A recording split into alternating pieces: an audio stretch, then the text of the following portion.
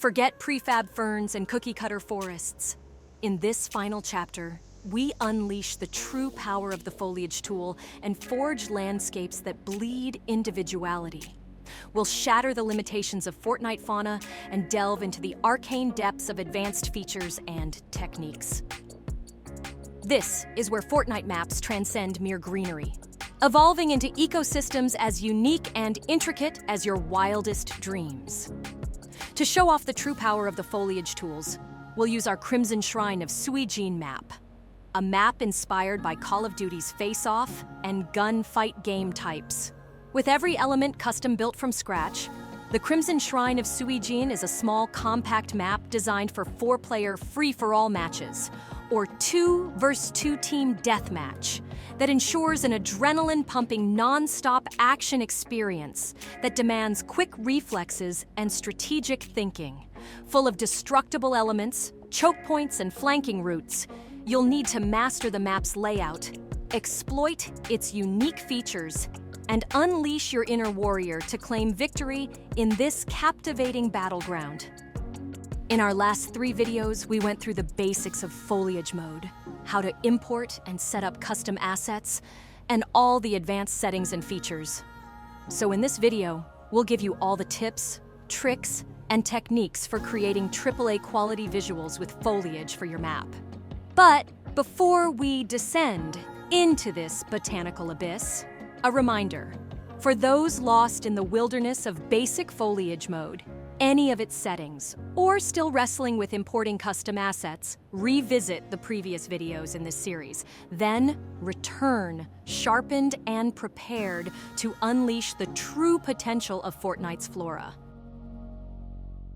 A key trick we use whenever painting foliage is always adjusting the density and radius painting settings before we begin painting. This will allow you to quickly paint large amounts of foliage without them being too densely placed. By also adjusting the min and max scale, the end result appears much more organic due to the random nature of the size and placement. When painting foliage, it's best to start with a bottom-to-top approach. This simply means, instead of trying to paint everything at once, or starting with large objects such as trees or rocks, start with the shortest objects such as grass and ground covering. Then work your way up to larger objects such as bushes, ferns, rocks, boulders, and trees. Don't feel as though you have to fill in every single space on the ground with grass or foliage. Painting your terrain with a grass material opposed to a dirt one is a great way to trick players into thinking there is more foliage in the scene than there actually is. When placing foliage, it's important to be aware of your foliage scale in comparison to the players and other items and structures in your scene. When adding foliage on a terrain with no buildings, structures, or props, it's all too easy to underestimate or overestimate the player size. Placing a player's spawn or a character device in your scene, even if you have no intention on using them, is a great way to get a visual point of reference for your player size. Try to use unique or distinct foliage sparingly. Despite varying size and scale, it can feel repetitive and lose its uniqueness if used too much.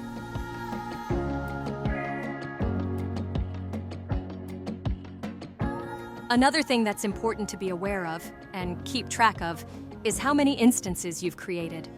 You can do this by looking at the number count in the foliage panel. A key reason for this is, while foliage instances may not have a dramatic effect on your map's memory size doesn't reflect a player FPS. Additionally, depending on the polygon count of the original static mesh, too many instances of a mid to high poly foliage asset can have a large effect on your project's memory and an even larger effect on your player FPS.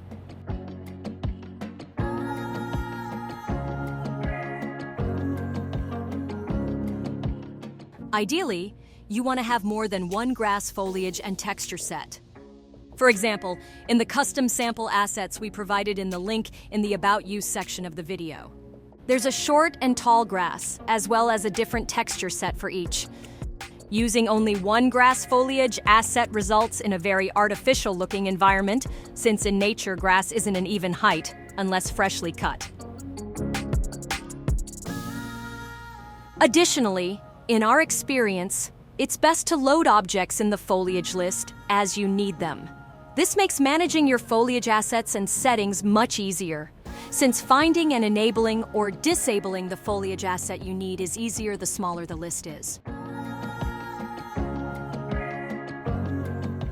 Enabling uniform scale in the painting drop-down setting and slightly varying a foliage asset's min and max size is a great way to achieve an extra level of variety and realism when painting foliage.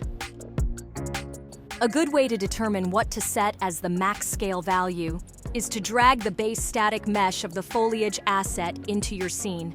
Then, while using a scale reference for the player, props, or structures, scale the static mesh up. Then note and use the value just before the object appears too big. For more lush fields, or forest, instead of decreasing the density in the foliage paint settings, increase the size of the assets in the asset size offset. This will give the illusion of increased density without increasing the total number of assets. It's often good to add a small number of more recognizable scenery elements to a level, be it trees, buildings, or some other structure. This helps the player locate themselves and gain a better understanding of the environment they are playing in. Additionally, different kinds of plants and trees can indicate to the player the kind of location they're in. For example, bamboo trees are common in Asia and South America, thus identifying the setting of the map. Had we used palm or banana trees, the player would feel as though they're in the tropics. Had we used multicolored trees with neon leaves, the player may feel as though they are on another planet. For grass and ground foliage, if possible, place as little as possible outside the play area. This can not only save on memory, but also improve performance. Ideally, if the main or key elements of your ground are static meshes, instead of simply landscape terrain, you want to add your environment props after painting your foliage. This will ensure that you're not inadvertently painting foliage onto your props. However, in circumstances where you do have environmental elements like in our scene, grouping and moving the objects under or outside of your painting area is a fast way to paint the terrain and not needlessly spend your time painting around smaller objects. For trees, it's best to have at least two kinds of trees, one to be viewed close up and another to mainly be viewed from a distance. Additionally, if you do want some trees to be destructible, in order for the player to gather resources, or simply for aesthetics, you'll need to hand place those trees in the environment.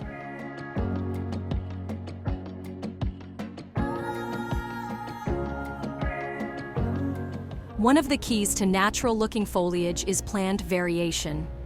In other words, if you were to just add all your foliage assets to one brush and paint across a level, it wouldn't look right. So try to add specific plants to certain areas.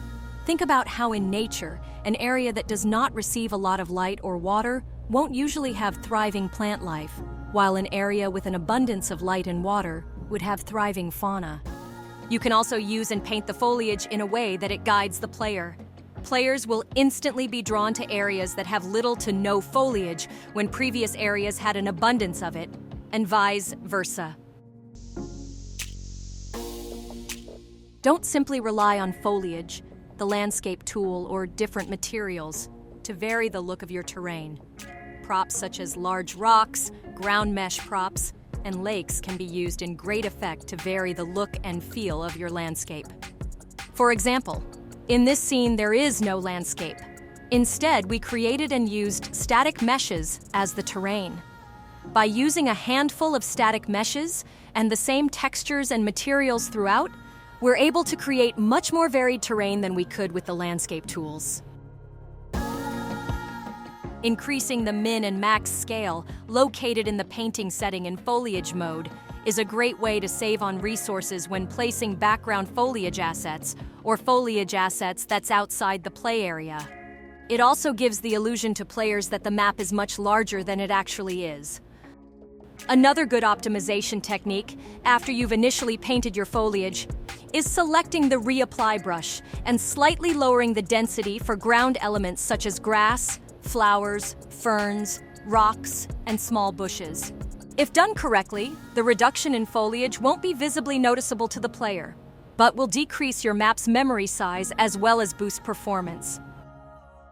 When using imported assets, project memory isn't the only thing you'll need to manage. You'll also need to manage your project size. You can find your project size percent at the top center of your viewport. However, to get a more detailed view, double-click the Project Size button, or under the Tools drop-down, click Project Size to open the detailed project size panel. Additionally, you can also use the memory log to manage your game's memory and see how much memory each object in your game is using. In a later video, we'll go into further detail about the project size window and memory log, as well as how to use it to optimize and manage the size of your project and memory. If during playtesting or gameplay, you notice an area that you've placed foliage, but the foliage doesn't appear in-game, despite being visible in the editor. This is most likely due to a Fortnite asset's blueprint setting. Within Blueprint, there's a setting called Destroy Foliage when placed. If enabled, it will remove any foliage under or around the object.